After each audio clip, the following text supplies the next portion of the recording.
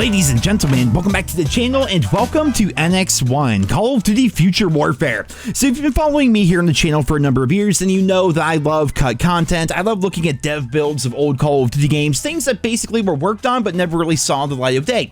That stuff is interesting to me, man. I have dozens and dozens and dozens of videos covering all that here on the channel, and just yesterday, a bunch of stuff came out for NX1, which was going to be Call of Duty Future Warfare, and thankfully, we have a former developer by the name of Brian Bright, who was actually the project director for Infinite Warfare Zombies. He was the project director for Extinction Mode within Call of Duty Ghosts. He also worked on things like Guitar Hero, Tony Hawk's, Matt Hoffman's Pro BMX, all those old school games, right? He was like one of the guys over at NeverSoft.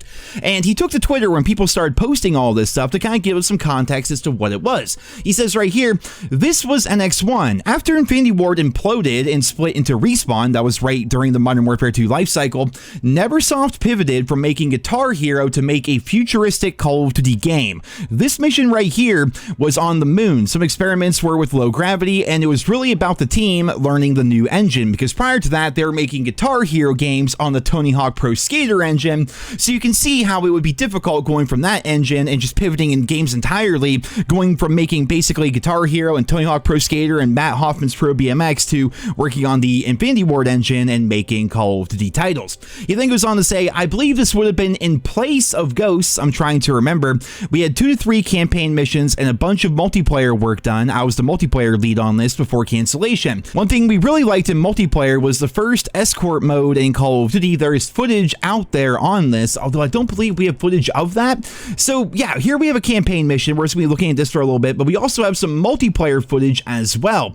This is what's really cool to me, man. I love looking at this kind of stuff and looking at the time frame. This was right after Infinity Ward had that giant exodus with Activision, where basically half the studio or more all decided to leave, and they formed Respawn Entertainment, who of course went on to make Titanfall and now more notably Apex Legends, right? Well, during that time, as they were scrambling to start working on Modern Warfare 3, and of course Treyarch was working on their games, apparently Activision had NeverSoft working on a futuristic Call of Duty title, which is pretty crazy, but also it really does fit into the timeline pretty well. NeverSoft was working on this. They had some campaign missions finished. They had multiplayer maps finished. In fact, right here, we're going to go ahead and take a look at some of the leaked multiplayer maps. So according to Brian Bright, most of these were test maps. They had 4 or so maps that were fleshed out for standard modes, and they also had a couple of maps that they could play the escort modes on, but those maps are not even on this list. But regardless, they were testing out Whiteout, which of course ended up being in Call of Duty Ghost. They were going to bring back Afghan, Crash, Outpost of all maps from Modern Warfare 3,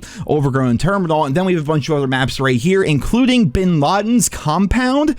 That sure would have been something. And here, let's just go ahead and pivot over to some multiplayer footage. Just looking at it right here, apparently the game itself, they did not really have too many art team members at the time, so most of the assets were kind of a mix between Modern Warfare 2 as well as Modern Warfare 3. But regardless, it's still fun to watch, and going back to it, it does really fit the entire timeline pretty well, because after that whole exodus going on with Infinity Ward and Activision, they scrambled to rebuild Infinity Ward. They had to bring in Sledgehammer Games to help them make Modern Warfare 3. Then after that, of course, we had Black Ops 2. That was Treyarch's working. So you can see how it all fits into the timeline, that after Black Ops 2, which was going to be set in 2025, it was a semi-futuristic game. You can see how Activision may have planned to have Future Warfare come right after Black Ops 2. But instead of that, what they ended up doing was they pushed the entire idea of a futuristic COD back one more year. They bumped down NeverSoft, actually, and they made them a more side studio.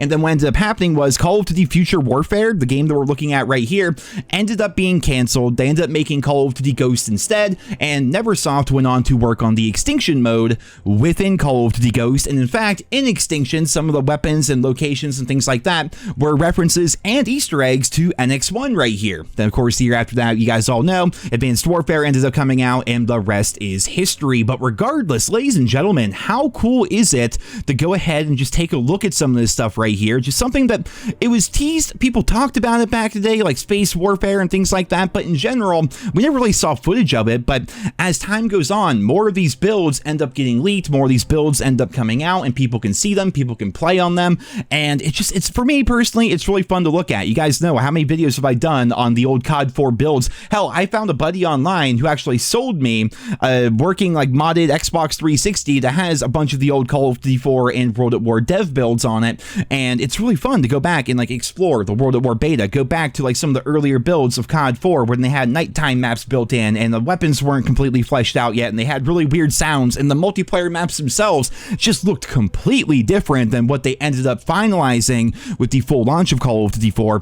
For me, as a huge COD fan, I love looking at this stuff, so I wanted to make this video here today letting you guys know about the NX1 news. I mean, of course, the game is never going to see the light of day or anything like that, but they were working on this all the way back in like 2011 or something like that, if it was right around the time that Infinity Ward left Activision. And now some of the footage is coming to light all these years later, and I don't know about you guys, but I think it's pretty cool to look at. Ladies and gentlemen, I hope you enjoyed this video here today. Leave your thoughts and feedback down there in the comments. Be sure to subscribe if you're new around here, and I hope you guys all have a wonderful day.